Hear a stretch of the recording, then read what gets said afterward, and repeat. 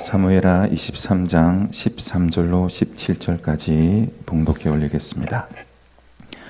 또 30두목 중 세 사람이 곡식 벨 때에 아둘람 굴에 내려가 다윗에게 나아갔는데 때에 블레셋 사람의 한 무리가 르바임 골짜기에 진쳤더라. 그때에 다윗은 산성에 있고 그때에 블레셋 사람의 요새는 베들레헴에 있는지라. 다윗이 소원하여 이르되 베들레헴 성문 곁 우물물을 누가 내게 마시게 할까 하며 세 용사가 블레셋 사람의 진영을 돌파하고 지나가서 베들레헴 성문 곁 우물물을 길어 가지고 다윗에게로 왔으나 다윗이 마시기를 기뻐하지 아니하고 그 물을 여호와께 부어 드리며 이르되 여호와여 내가 나를 위하여 결단코 이런 일을 하지 아니하리이다. 이는 목숨을 걸고 갔던 사람들의 피가 아니니까 하고 마시기를 즐겨하지 아니하니라. 세 용사가 이런 일을 행하였더라. 아멘. 네.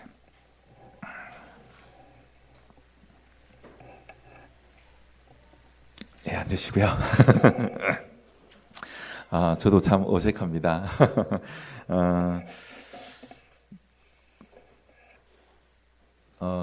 제가 인천에서 이제 신혼 살림을 시작을 해서 찬양 사역을 하다가 한 8년 전에 이제 또 천안으로 내려가게 되고 또 부산, 울산, 또 고향인 통영을 이렇게 지내면서 이제 다시 이 안양 쪽으로 이제 수도권 쪽으로 올라온 지 딱 이제 한 달이 되었습니다.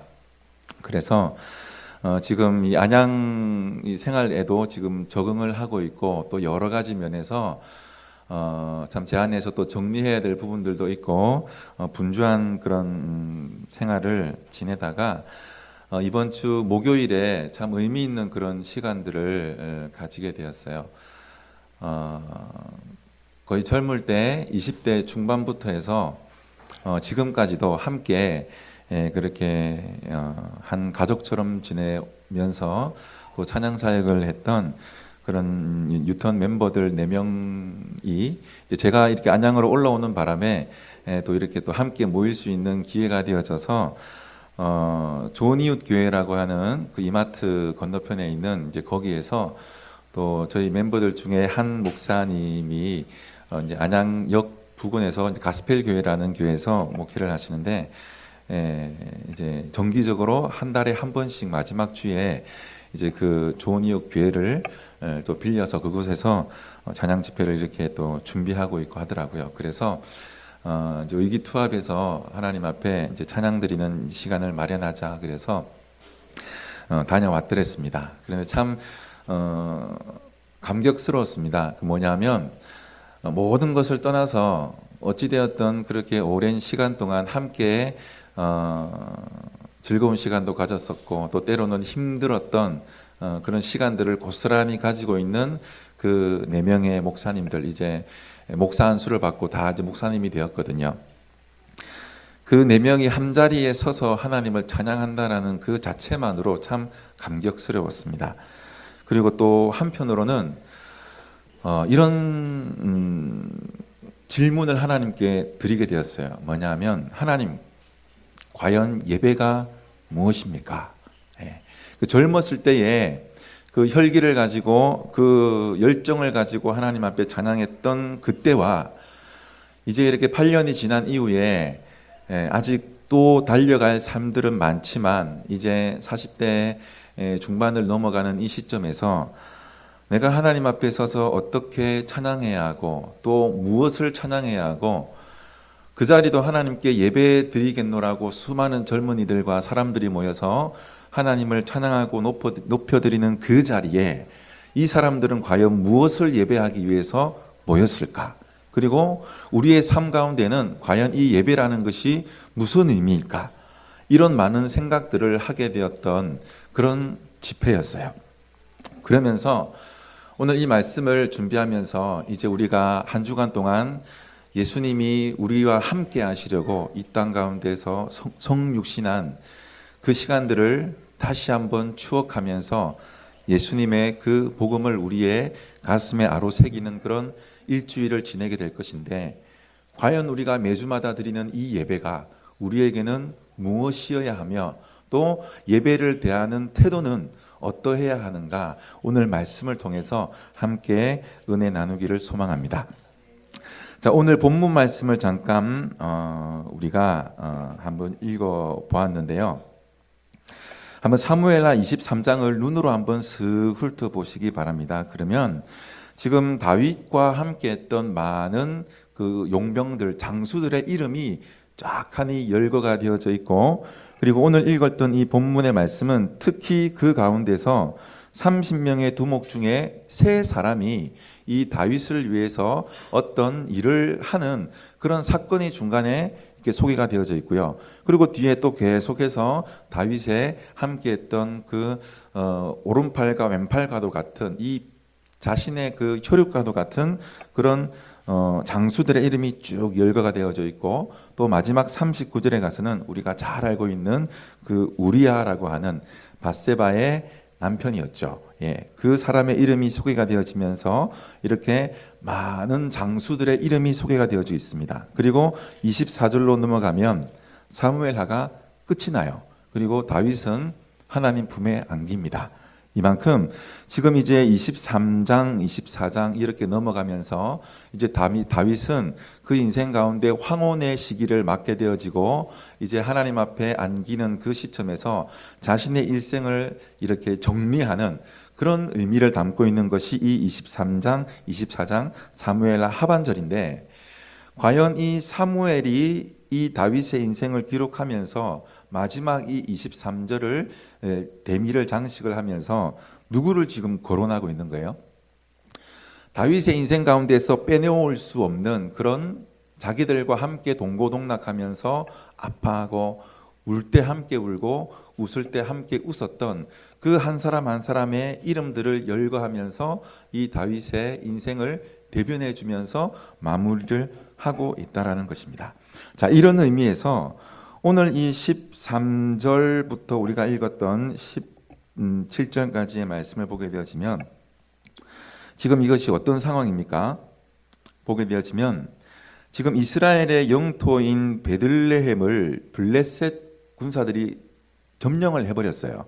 그래서 블레셋의 이 베들레헴에는 블레셋 군대가 점령을 해서 그 사람들이 주둔을 하고 있고, 그리고 다윗을 위시한 다윗의 사람들은 쫓겨나가지고 르바임 골짜기라고 하는 이 골짜기를 사기 두고 그 반대편에 지금 아둘람 굴이라고 하는 이 굴도 소개가 되어져 있고, 또 그 주변에 산성이라고 하는 곳도 소개가 되어지면서 다윗의 사람들은 지금 이 르바임 골짜기 반대편에, 그러니까 베들레헴이 있으면 그 사이에 르바임 골짜기가 있고 르바임 골짜기 반대편에 이렇게 아둘람 굴이 형성되어져 있는 그곳에 지금 다윗이 숨어서 쫓겨서 이렇게 되어져 있는 지금 대치 상태에 있습니다.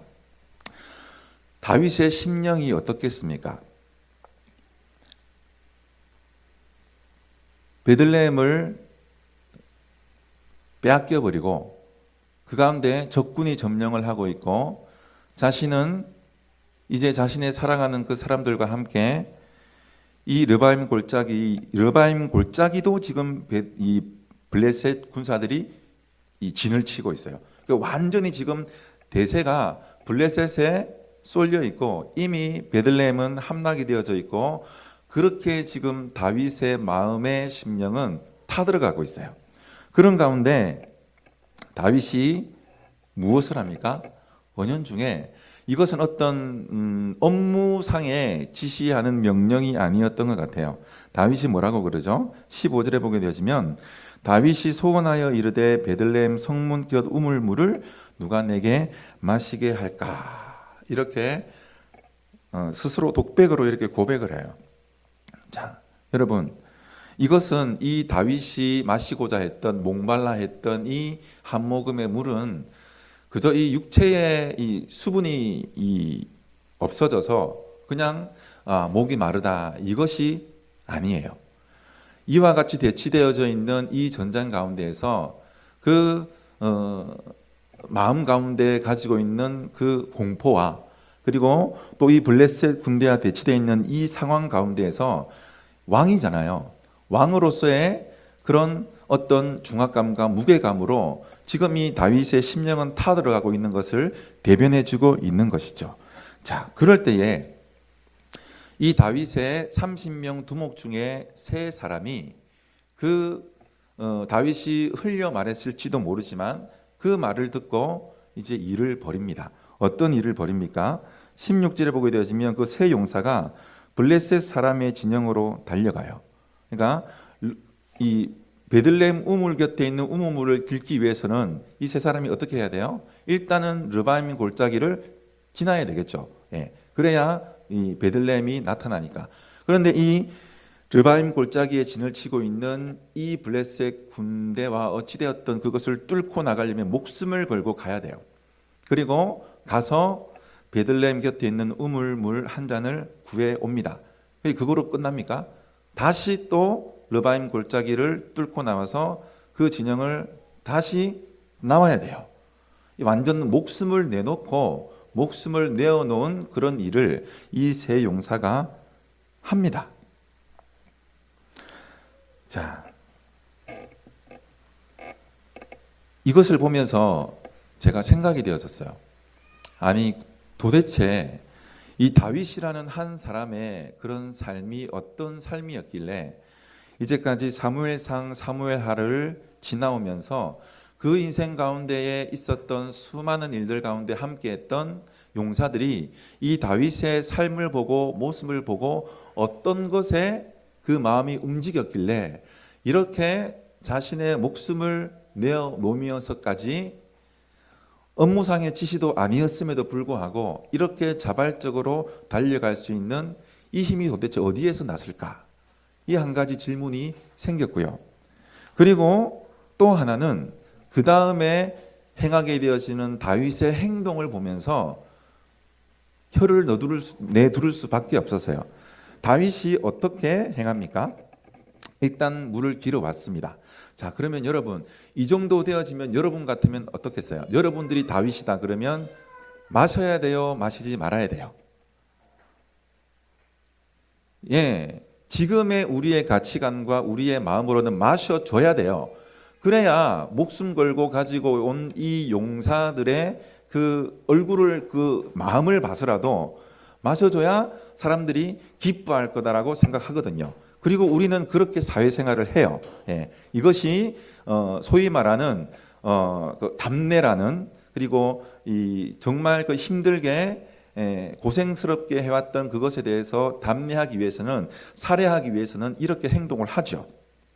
그런데 다윗이 어떻게 합니까? 그것을 안 마셔요. 안 마시고 어떻게 합니까? 예, 하나님께 부어드려서 예배를 드려요. 그 자리에서.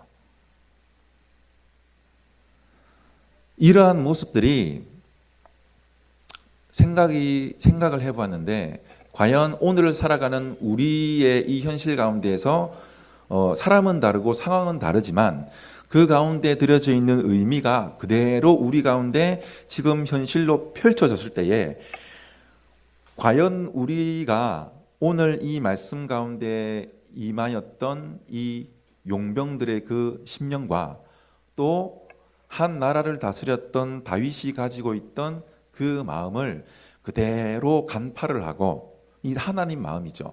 간파를 하고 하나님 앞에 예배 드릴 수 있는 사람들이 과연 몇 명 있을까 생각이 되어졌어요. 지금 수많은 교회에서 많은 성도들이 그 삶 가운데서 허덕이며 그 아픔을 가지고 정말 생존을 위해서 많은 사람들이 살아가고 있는 이 시대 가운데 그 자신의 살과 피와 땀과도 같은 그 수많은 것들을 가지고 교회를 섬기며 하나님을 섬기며 사랑하는 사람들을 섬기고 있는데, 그 가운데에서 많은 인간관계 속에서 이 그런 실갱이가 오고 가요. 자, 그럴 때 우리는 그 마음을 하나님께 집중하기보다 이렇게 함께 있던 사람들에게 집중하고 그 고생한 사람들의 마음을 시원하게 하기 위해서 어떻게 내가 그 사랑에게 보답을 할까? 이렇게 집중을 하다 보니까 그런 마음을 가지고 하나님 앞에 모든 것을 올려드렸을 때에 옆에서 서운해하는 사람들이 오히려 있더라는 거예요. 예. 이것이 참 우리 인간의 삶의 아킬레스 근인 것 같아요. 우리의 영적인 상태와는 상관없이 이렇게 하나님을 예배하는 공동체 안에서도 이렇게 왔다 갔다 하는 불완전한 우리의 모습인데, 이 사무엘하 막판 가운데에 이와 같은 말씀이 기록이 되어 있다라는 것은 분명히 사무엘이, 그리고 이 다윗과 이 세 용사의 그런 어떤 메시지를 우리 가운데 알려주기 위함이에요. 그러면서 들었던 생각이, 과연 이 용사들은 이 다윗의 어떤 면을 보고 하나님 앞에 나아갈 수 있었을까? 이 용사들이 다윗이 그 단에 물을 붓는 모습을 보고 어떤 생각을 했겠습니까? 여러분, 야, 다윗 왕, 내가 이렇게 물을 떠왔는데 이거 마셔줘야지, 왜 저럴까? 이랬겠어요? 아니면, 야, 역시 나와 함께 했던 다윗 왕은 다르구나. 그리고 그 자리에서 함께 감격해하며 하나님께 예배를 드렸겠어요? 1번이겠어요? 2번이겠어요? 당연히 2번이죠. 그런 장수들이었어요. 그래서 그 의미들을 기리기 위해서 지금 수많은 용병들의 이름이 23장 1절부터 39장까지 열거되는 가운데서 이 부분만큼만은 이 사건을 내용들을 조목조목 기록해서 가운데다가 위치를 해놓은 것입니다. 그리고 또 하나, 이제 반대로 다윗의 입장에서 과연 다윗은 하나님을 그 일생 가운데서 좌정하신, 그 삶 가운데 좌정하신 하나님은 도대체 어떤 분이시길래 이와 같이 자신의 오른팔과 왼팔과도 같은 이 장수들의 그 애틋함과 이 사건들을 자신이 취하지 아니하고 그것을 하나님께서 주신 그 하나님의 그 마음을 간파를 하고 다시금 하나님께 돌려드릴 수 있는 그 마음이 이 다윗에게 있는가? 그리고 이것은 앞으로 우리가 하나님 앞에 나아가야 될 그 예배자로서의 하나님께 드려야 될 태도는 아닌가라는 생각이 들었던 것입니다. 그래서 한번 말씀을 오늘 이 준비하면서 묵상하면서 한번 앞에 있는 그 다윗의 생애를 쭉 한번 다시 한번 훑어보았어요. 특히 많은 다윗의 삶들이 이 사무엘 상과 하에 기록이 되어져 있지만 지금은 이 다윗과 함께했던 용사들과의 그런 사건들과 관계들이잖아요. 그래서 한번 쭉 훑어보다가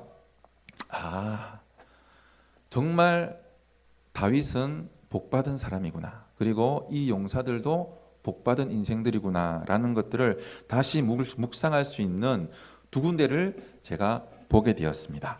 자, 먼저 한 군데부터 보겠습니다. 사무엘상 22장 1절로 2절을 한번 우리가 훑어보게 되었는데요.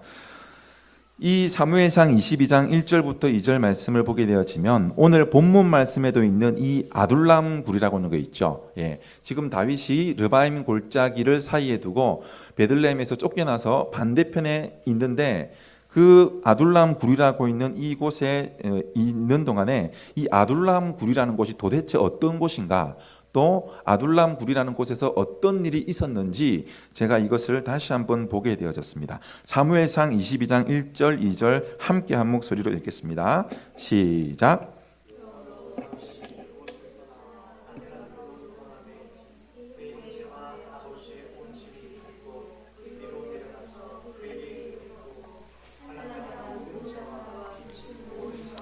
마음이 원통한 자가 다 그에게로 모였고 그는 그들의 우두머리가 되었는데 그와 함께한 자가 400명 가량이었더라. 아멘.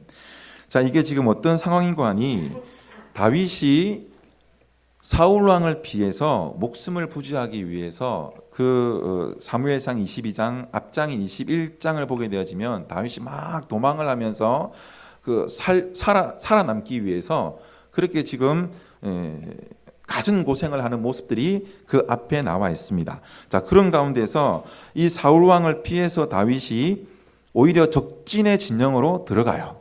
예.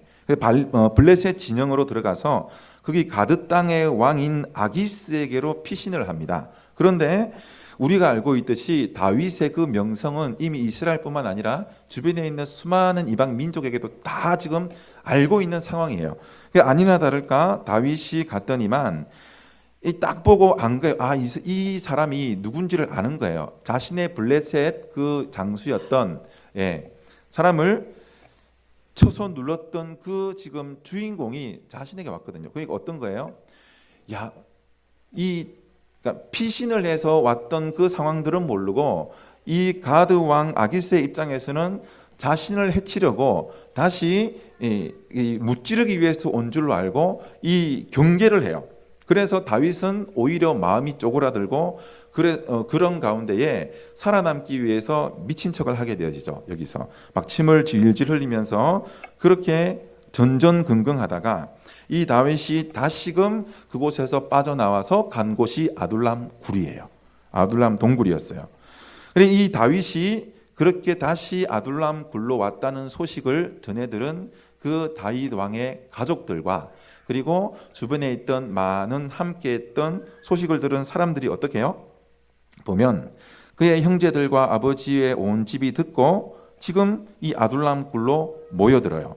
모여드는데 그 모여든 사람들이 어떤 사람들이라고요? 2절에 보게 되시면 환난당한 사람들이 거기로 모여들었어요. 그리고 빚진 사람들, 그리고 마음이 원통한 사람들, 그런 사람들이 다 다윗에게로 지금 몰려온 거예요. 그것이 그렇게 해서 시작된 것이 바로 아둘람 굴 공동체입니다. 그리고 거기에서 모인 사람들이 몇 명 가량 된다고요? 400명 가량 되는 것입니다. 그러니까 지금 이때부터 다윗 왕과 함께 있던 이 용병들이 여기에 있는 거예요. 그 사람들이 이때부터 쭉 다윗 왕의 그런 모습들과 함께 먹고 마시고 울고 웃으면서 그렇게 다윗 왕의 모습들을 보면서 지금 이 용사들의 운명들은 여기서부터 시작이 되어져 갑니다. 그럴 때에 이 용사들이 씻을 물은 있었겠습니까? 그리고 그 가운데서 여러 가지 것들이 이 상황들이나 생활하기에 불편했겠지만 이러한 이 수많은 사람들이 400명이나 넘는 이 가량되는 이 사람들이 그 다윗에게로 와서 함께 하겠다고 했을 때에는 그 다윗 이면에 함께 하셨던 하나님이 계셨기 때문이에요. 그리고 이것은 이제 사무엘 그 뒤로부터 해서 쭉쭉 넘어가면서 그 어디에서도 볼 수 없었던 이 왕, 다윗 왕과 그리고 그와 함께 했던 백성들 간의 그런 끈끈한 설명할 수 없는 그 무언가로 하나하나 이 공동체가 만들어져 가요. 놀랍지 않습니까? 이러한 면을 보았을 때에 오늘 우리 본문의 이 사건은 어쩌면 당연한 거예요. 말하지 않아도 보지 않아도 그 다윗의 이 블레셋 이 진영을 보면서 벌벌 떨면서 무서워하는 가운데서도 그런 가운데서도 그 마음을 읽을 줄 아는 이 용병들 그리고 그저 참 이것 때문에 이 상황 때문에 지금 내가 목이 타들어가는데 물 한 잔 마셨으면 좋겠다. 이것을 캐치를 하고 그렇게 지시를 하지 않았음에도 불구하고 달려가서 목숨을 걸고 물을 구해 올 만큼 이 용병들과 다윗은 이미 한 가족과도 같은 그런 마음들을 나누고 있더라는 것입니다. 그리고 또 하나 이제 완전히 반대의 상황들을 다시 한 번 더 묵상할 수 있게 되었어요. 오늘 본문 말씀에도 아까 소개됐던 23장 39절에 보면 햇사람 우리야 이제 마지막 장수의 이름이 거론되면서 사무엘하 23장이 마무리가 되어지죠. 이 우리야라고 하는 이 장수의 모습들을 여러분 기억하고 있을 것입니다. 어떤 때입니까? 자, 그걸 우리가 한번 말씀을 다시 또 한번 찾아보도록 하겠습니다. 사무엘하 13장 1절 말씀입니다. 사무엘하 11장 1절. 사무엘하 11장 1절로 한번 가보겠습니다. 거기에 이 우리야 장수와 또 다윗의 그런 어떤 사건들이 기록이 되어져 있죠. 자, 1절입니다. 그 해가 돌아와 왕들이 출전할 때가 되매 다윗이 요압과 그에게 있는 그의 부하들과 온 이스라엘 군대를 보니 그들이 암몬 자손을 멸하고 랍바를 에워쌌고 다윗은 예루살렘에 그대로 있더라. 예. 지금 이때가 어떤 때이냐면 한마디로 이야기하면 다윗의 그 명성이, 다윗의 그 힘이 가장 출중할 때였어요. 그래서 전쟁만 하면은 승리를 하고 전쟁만 하면은 이기는 거예요. 자, 여러분, 그런데 한번 보십시오. 아니나 다를까 이때에도 다윗이 이 암몬 자손들과 또 전쟁을 한판 했는데 지금 다윗이 어디에 있습니까? 예루살렘에 있으면 안 돼요, 다윗은. 이때의 왕은 전쟁이 일어났을 때에는 그들의 용사들과 군사들과 함께 적진에 나아가서 선두에 서서 그들을 북돋고 사기를 충천해서 하나님의 그 주시는 그 힘을 가지고 함께 이끌어가야 되는 위치가 이 왕의 위치였거든요. 그리고 다윗은 지금까지 그렇게 해서 승리를 얻었고 그 승리의 영광을 하나님께 올려드렸더랬습니다. 그런데 오늘 11장 1절에 보게 되어지면 이 다윗이 지금 군사들은 다 그 전쟁으로 내보내고 어디에 있어요? 예루살렘 왕궁에서 룰루랄라 하고 있어요. 다윗의 영적인 그런 것이 가장 바닥으로 치닫고 있는 그런 때였습니다. 자, 그러니 그렇게 자신의 장수들은 그렇게 지금 나아가서 목숨을 걸고 전쟁을 치르고 있는데 이 다윗 왕은 예루살렘 왕궁에서 그렇게 자고 있었더랬어요. 침상에 일어났는데 누가 눈에 들어와요? 자기의 이 오른팔과도 같은 우리야 장수의 아내 밧세바가 눈에 들어왔어요. 그리고 결국에는 해서는 안 될 강을 넘어버리죠. 자, 여러분, 이 한 나라의 왕의 지금 영적인 상태는 이렇게 바닥을 치는데, 자, 우리가 지금 집중한 사람은 우리야예요. 이 장수. 오늘 우리가 본문에 보면서 열거했던 수많은 장수들 가운데 마지막을 장식하고 있는 그 우리야의 영성을 한번 여러분들이 보셔야 됩니다. 11장 11절 말씀입니다. 이 말씀은 다윗이 우리야를 없애기 위해서 지금 다윗이 이제 들통이 났잖아요. 예, 이 우리야의 아내를 지금 범해서 그런 일들이 일어나게 되어졌는데 이것을 무마시키기 위해서 다윗은 갖은 모략을 세웁니다. 예, 결국은 이게 안 먹혀 들어가요. 그래서 이제 우리야를 다시 그 전쟁터로 이 간접적으로 보내어서 죽게끔 하기 위해서 지금 여러 지금 괴락을 짜고 있는데 우리야가 듣지를 않는 거예요. 그 가운데에 우리야가 다윗에게 하는 얘기가 11절입니다. 11절 말씀 같이 한번 읽겠습니다. 시작. 우리야가 다윗에게 아뢰되 언약궤와 이스라엘과 유다가 야영 중에 있고 내 주 요압과 내 왕의 부하들이 바깥들에 진치고 있거늘 내가 어찌 내 집으로 가서 먹고 마시고 내 처와 같이 자리이까? 내가 이 일을 행하지 아니하기로 왕의 살아계심과 왕의 혼을 살아계심을 두고 맹세하나이다 하니라. 여러분, 한 나라의 왕의 영성보다 이름도 없고 빛도 없는 한 군사의 영성이 더 빛을 발하고 하나님께 영광을 올려드리는 그런 지금 시점이에요. 다윗의 인생 가운데 가장 이 끊어진 아킬레스 건과도 같은 그 사건이 바로 이 부분이거든요. 사무엘하 11장 이 얘기예요. 자, 그런데 이 얘기가 덮여졌습니까?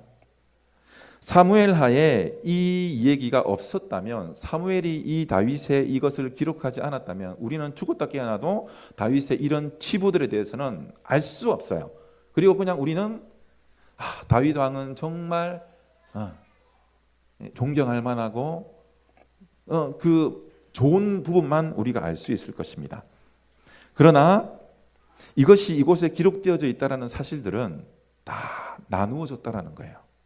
이것들을 숨기지 아니하고 이 다윗 왕과 특히 사무엘과 이 주변에 있는 그 영적인 지도자에 의해서 이것은 고스란히 기록이 되어져 있고 또 다윗을 위시한 그 주변에 있는 모든 사람들이 이거를 공유했다라는 증거이거든요. 이것은 무엇을 의미합니까? 다윗이 함께 있던 장수들은 이러한 다윗의 아킬레스 근과도 같은 이것들도 다 알고 있어요. 그러면 어떨까요? 우리 같으면 야, 뒤통수 맞았네. 야, 그래 너도 별거 없구나. 너도 어쩔 수 없구나. 이렇겠습니까? 아니면 이 다윗 왕에 대해서 이와 같은 어떤 치부를 드러냄에도 불구하고 이 다윗을 쫓은 결과가 오늘 우리 본문 말씀의 이 세 용사의 결과이잖아요. 자, 그러면 또 다윗의 한 모습을 우리가 보아야 될 필요성이 있습니다. 자, 다윗이 이렇게 막 나갈 때에 나단이라고 하는 선지자를 통해서 하나님께서 다윗에게 조목조목 이 다윗의 죄를 지적을 하십니다. 그리고 낱낱이 속된 말로 다 까발립니다. 다 사람들이 알듯이. 그것이 사무엘하 12장 7절부터 15절까지 말씀이에요. 지금 나단을 통해서 하나님이 다윗을 꾸짖으세요. 질책하세요. 그리고 결국에는 다윗을 징계까지 하세요. 그 아들까지 죽여버리거든요. 그런데 다윗은 그것을 회피하지 아니하고 그대로 감수해내고 그것을 다 받아들여요. 그러면서 하나님 앞에 회개하고 다시금 회복되어지는 모습이 볼 수가 있는데 7절부터 15절까지 제가 읽어드리겠습니다. 사무엘하 12장 7절부터입니다. 자, 한번 귀담아 한번 보시기 바랍니다. 다윗의 죄가 어떤 죄였는지, 그리고 다윗이 그 나단 선지자를 통해서 자신의 죄가 낱낱이 만천하에 드러날 때 어떤 행동을 취하는지. 7절, 나단이 다윗에게 이르되 당신이 그 사람이라 이스라엘의 하나님 여호와께서 이와 같이 이르시기를 내가 너를 이스라엘 왕으로 기름 붓기 위하여 너를 사울의 손에서 구원하고 내 주인의 집을 내게 주고 내 주인의 아내들을 내 품에 두고 이스라엘과 유다 족속을 내게 맡겼느니라. 만일 그것이 부족하였을 것 같으면 내가 내게 이것저것을 더 주었으리라. 그러한데 어찌하여 네가 여호와의 말씀을 업신여기고 나보기에 악을 행하였느냐. 네가 칼로 햇사람 우리아를 치되 암몬 자손의 칼로 죽이고 그의 아내를 빼앗아 내 아내로 삼았도다. 이제 네가 나를 업신여기고 햇사람 우리아의 아내를 빼앗아 내 아내로 삼았은즉 칼이 내 집에서 영원토록 떠나지 아니하리라 하셨고 여호와께서 또 이와 같이 이르시기를 보라 내가 너와 내 집에 재앙을 일으키고 내가 내 눈앞에서 내 아내를 빼앗아 내 이웃들에게 주리니 그 사람들이 네 아내들과 더불어 백주에 동침하리라. 너는 은밀히 행하였으나 나는 온 이스라엘 앞에서 백주의 이 일을 행하리라 하셨나이다. 다 드러나는 거예요. 사람들이 다 알게 되어져요. 함께했던 아둘람 굴에 함께했던 그 용사들까지도 다 알게 되는 거죠. 다윗이 나단에게 이르되 내가 여호와께 범죄하였노라. 자, 다윗됨입니다. 자, 다윗이 이와 같은 나단 선지자를 통한 하나님의 음성을 듣고 다윗이 어떤 태도를 취합니까? 13절 같이 한번 읽을까요? 시작. 다윗이 나단에게 이르되 내가 여호와께 죄를 범하였노라 하매 나단이 다윗에게 말하되 여호와께서도 당신의 죄를 사하셨나니 당신이 죽지 아니하리라 하거니와. 14절은 제가 읽겠습니다. 이 일로 말미암아 여호와의 원수가 크게 비방할 거리를 얻게 하였으니 당신이 낳은 아기가 반드시 죽으리라 하고 나단이 자기 집으로 돌아가요. 자, 다윗의 마음을 하나님께서 후빕니다. 그래서 결국에는 네가 지금 어떤 죄를 지었고 해서는 안 될 그 죄를 낱낱이 사람들에게 고합니다. 하나님의 지엄하심입니다. 그리고 더 우리가 이 말씀을 보고 하나님 앞에 기도하며 나 자신의 모습들을 성찰해야 될 것이 뭐냐면 우리가 이 다윗 같아야 돼요. 이렇게 하나님이 우리의 죄를 지적하시고 지목하시고 다 만천하에 알릴 때에 우리는 다윗 같아야 돼요. 하나님, 내가 죄인입니다. 내가 하나님 앞에 죄를 지었습니다. 13절의 이 다윗의 고백처럼 내가 여호와께 죄를 범하였습니다. 그렇게 하나님 앞에 나갔더라는 것입니다. 다윗이. 이걸 누가 봐요? 누가 알아요? 그 아둘람 굴에서 시작한 공동체들이 이것을 다 함께 옆에서 보고 겪으면서 야, 역시 다윗은 다윗이구나. 그러면서 이 영적으로 가장 밑바닥을 칠 때에 이것을 헤쳐나오고 하나님 앞에 무릎으로 눈물로 나아가는 이 다윗의 모습을 이 용병들이 함께 보았던 거예요. 그러면서 세월이 지나면서 오늘 사무엘하 23장에서 이제 다윗은 하나님 앞에 안길 그 황혼기를 접어들면서 이 다윗의 자신의 피부치와다 같은 용사들의 이름을 하나 열거하면서 그들의 영광을 자신이 취하지 아니하고 누구에게 돌려드려요? 여호와 하나님께 돌려드리면서 자신의 인생을 마감을 하는 것이 사무엘하 이 마지막 장 23장 24장인 것입니다. 여러분, 그렇다면 마무리를 하겠습니다. 이 다윗이 하나님의 그 단에 부어드렸던 이 물 한 잔, 이 예배, 이 가운데 이것은 무엇을 의미할까요? 예배라는 것이 어떤 퍼포먼스 이런 게 아니에요. 그리고 많은 조명들 가운데에 화려함과 어떤 우리의 감정적인 부분들을 터치를 해서 물론 그것이 많은 효과적이고 또한 그런 의미들이 있겠지만 그 안에 숨겨져 있는 하나님에게 나아가야 된다라는 그 예배, 우리가 알고 있는 그 예배의 본질만큼은 그런 어떤 기획되어져 있는 시스템이나 이런 것들이 아니라 오늘 다윗이 그 아둘람 굴에서 시작되었던 그 상처받은 사람, 그 죽어가는 사람 어디에도 나눌 것이 없어서 그 다윗 가운데도 다윗 자기도 지금 살아야 되는데 그래서 아둘람 굴로 피신을 했는데 그 피신한 그 다윗을 보면서 또 그렇게 아파하는 수많은 사람들이 이렇게 모여서 시작되어진 그 400명의 작은 공동체가 이제 하나님이 주시는 은혜 가운데서 그 치부도 나누어지고 그 기쁨도 나누어지고 웃음도 나누어지고 울음도 나누어지는 그런 수많은 인생의 추억들을 보내면서 하나가 되어졌다라는 거예요. 그리고 그 가운데는 울음도 담겨져 있고 그 가운데는 기쁨도 담겨져 있고 그 가운데는 시기와 질투도 담겨져 있고 수많은 이런 것들이 엑기스가 담겨져 있는 그 의미가 바로 이 물 한 잔이었던 거죠. 예. 그래서 용병들은 자신의 목숨을 걸고 다윗을 위해서 그 적진을 향해 뚫고 들어가서 다시 또 뚫고 나와서 물을 다윗에게 가져다 줄 수 있었어요. 얼마나 다윗은 복받은 인생입니까?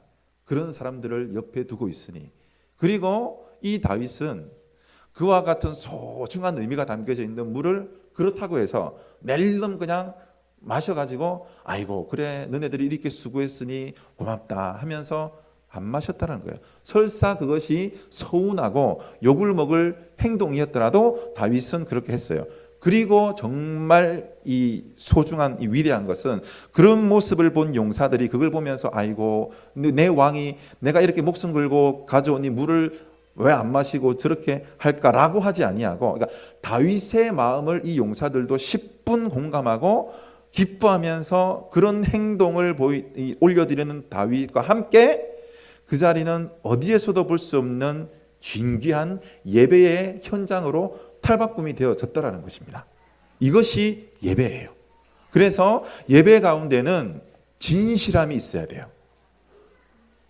이 다윗 왕이 그 아둘람 굴에서 함께했던 그 사람들과 함께했던 그 진실함 하나.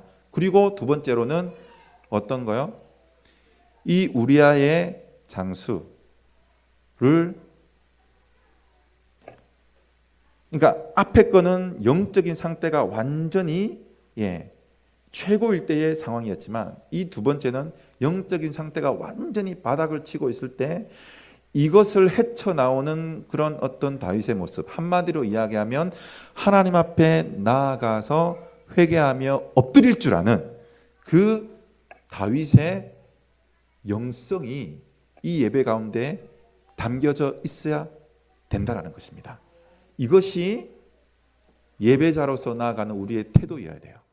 하나는 우리와 함께하는 수많은 이 사람들의 이 고통과 아픔을 함께할 수 있는 그 진실함, 그리고 하나는 내가 영적인 그런 것을 바닥을 칠 때에도 하나님이 내게 말씀하실 때에 주님 그러하군요 그러면서 하나님 앞에 무릎 꿇을 수 있는 그 영적인 것, 이것이 이 두 가지가 우리 가운데 있을 때에 우리 또한, 저와 우리 김남성 목사님 마찬가지, 그리고 우리 성도님들 마찬가지, 그것을 우리가 취하지 아니하고 그 물 한 잔, 여러분 삶 가운데에서 지금 살아가고 있는 그 물 한 잔 한 잔 한 잔들을 이 하나님 앞에 가지고 나와서 설사 그것을 목사님 받으세요라고 할지라도 우리 이 두 사람은 그렇게 하지 아니할 것입니다.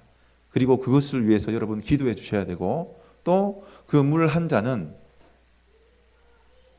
우리 이 그 교회를 위해서 여러분들의 그 삶 가운데에서 하나님을 붙잡고 나아가고자 하는 그 피와 예수 그리스도의 피와 살과 같은 그 소중한 보배로운 것이잖아요. 그래서 우리는 이 그 교회의 주인공은 누구시라고요? 보좌에 좌정하신 예수 그리스도, 그분이 주인공이십니다. 예배의 주인공은 그분 한 분이십니다. 이것을 다윗이 알았어요. 다윗이 예수 그리스도를 몰랐을 것 같습니까? 이름은 몰랐겠죠. 왜냐하면 다윗이 살던 그 시대에는 아직 예수님이 오시지 않았으니까. 그러나 메시아라는 존재에 대해서는 다윗이 분명하게 선명하게 알고 있었어요. 자, 우리 마지막으로 시편, 그 사실을 우리가 한번 묵상하고 기도하고 마무리를 하도록 하겠습니다. 자, 다윗의 그 심령 가운데 꽂혀 있던 예수 그리스도 메시아를 우리가 한번 보도록 하겠습니다. 시편 110편 1절입니다. 시편 110편 1절 말씀.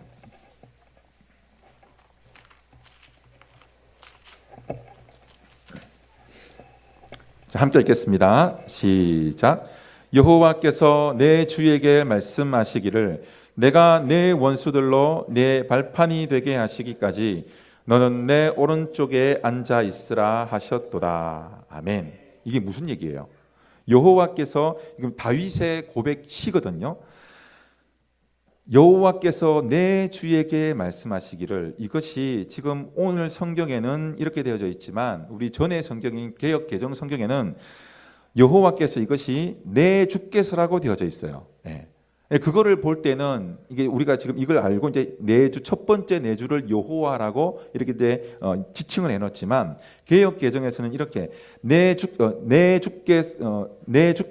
주께서 내 주에게 말씀하시기를, 이렇게 성경이 되어져 있거든요. 이게 뭡니까? 다윗은 메시아에 대해서 분명하게 선명하게 알고 있었어요. 여호와 하나, 그러니까 처음에 있는 주께서, 즉 여호와께서 이 내 주에게, 내 주가 누굽니까? 메시아예요. 내 주에게 말씀하시기를, 그러니까 우리가 통상적으로 알고 있듯이 여호와 하나님께서 내 주에게, 왼쪽에 계시는 그 그러니까 성부 하나님께서 성자 하나님에게 말씀하시기를, 내가 누굽니까? 여호와께서 내 원수들로, 예수 그리스도 메시아 원수들로 네 발판이 되게 하기까지, 이게 어디예요? 십자가 사건이죠.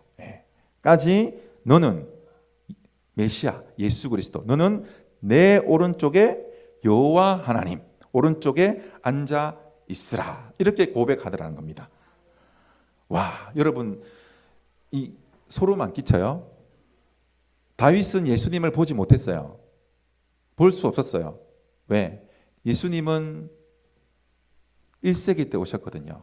그런데 지금 이 몇천 년 거슬러서 있었던 이 한 사람 다윗이 도대체 이것을 어떻게 알고 아직 오시지도 않은 메시아를 찬양하면서 그리고 그 하나님의 존재의 모습에 대해서 어떻게 이렇게 정확하게 알고 이렇게 시로 고백할 수 있을까?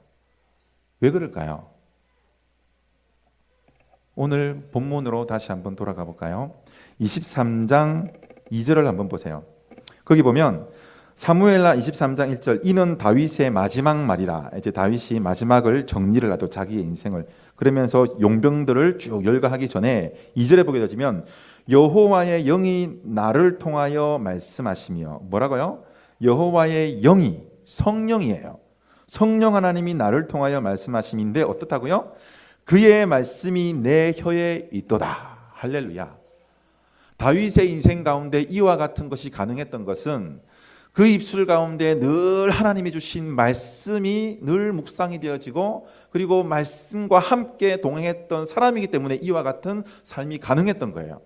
그리고 다윗이 그렇게 메시아 관에 대해서 정확하게 알고 고백할 수 있었던 것은 이 당시의 성경이었던 모세오경을 날마다 묵상하고 입에 붙이면서 고백하고 그렇게 그 말씀 가운데서 하나님을 깨닫고 교제하면서 하나님과 친밀하였기 때문에 이와 같은 아름다운 다윗의 인생으로 그 결말들을 수놓을 수 있었다라는 것입니다. 예배 가운데 말씀이 있어야 돼요. 그래서 이 예배는 무엇입니까? 우리가 함께 모여서 이렇게 예배드리는 이 주일 예배도 소중하거니와 삶 가운데 임하셨던 그 하나님을 말씀 가운데서 만나는 그 작업이 반드시 선행되어져야 돼요. 그래서 평일과 주일의 개념이 잘라졌던 개념이 마치 예수님이 십자가에 못 박히시고 부활하시는 그 시점에 휘장이 찢어져서 하나가 되어졌던 것처럼 우리의 모든 일상 월화수목금토 주일까지가 이제는 통합이 되어져야 돼요. 뭐예요? 그 일주일이 모두 예배가 되어져야 돼요. 그래서 월화수목금토 삶으로 드려지는 예배, 이 아둘람 공동체와 함께 있던 이 추억과 애환이 담겨져 있는 이 물 한 잔이 우리에게 있어야 돼요. 그리고 이 주일날에는 그 물을 여호와 하나님께 부어드릴 수 있는 그 마음과 결단함이 합쳐졌을 때에 이 오늘 사무엘하 23장의 아름다운 이 예배가 주님 앞에 올려드려지는 이 물 한 잔의 예배가 영광이 되어지더라는 것입니다. 누구에게요? 우리에게, 목사에게, 우리 성도들에게? 아니요. 하나님께 영광이 되어지더라는 것입니다. 함께 우리 잠깐 기도했으면 좋겠습니다. 우리가 세상을 살면서 참 힘듭니다. 다윗이 겪었던 이 수많은 애환들 왜 우리가 알지 못하겠습니까? 그것을 해결해 보려고 이 다윗의 많은 사람들, 아팠던 사람들, 가난한 사람들, 애통한 사람들이 다 다윗에게로 몰려들었어요. 다윗이 그것을 보고 기뻐했는지 부담이 되었는지 알 수는 없지만 어찌되었던 이 다윗 한 사람의 이 리더를 통해서 이 애달픈 애환을 가지고 가는 많은 사람들이 이 다윗과 함께하면서 한 사람 한 사람 세워져요. 그러다가 오늘 이 사무엘하 마지막을 통해서 그와 함께했던 이 수많은 사람들의 이름을 열거하면서 다윗은 자신이 받아도 될 만한 그런 영광을 자신이 취하지 아니하고 모두 하나님께 다시 되돌려 드립니다. 이것이 예배입니다. 하나님, 우리 가운데도, 우리 그 교회 가운데도 이와 같은 예배가 되어지고 이렇게 모든 영광을 하나님께로 돌려드릴 수 있는 우리 그 교회 성도들 되게 해달라고, 또 우리의 삶 되게 해달라고 이 시간 함께 기도드리겠습니다. 다 같이 기도하겠습니다. 사랑하는 주님, 감사합니다. 주께서 우리에게 하나님 오늘 말씀 가운데 임하신 이 예배자로서의 삶, 또 이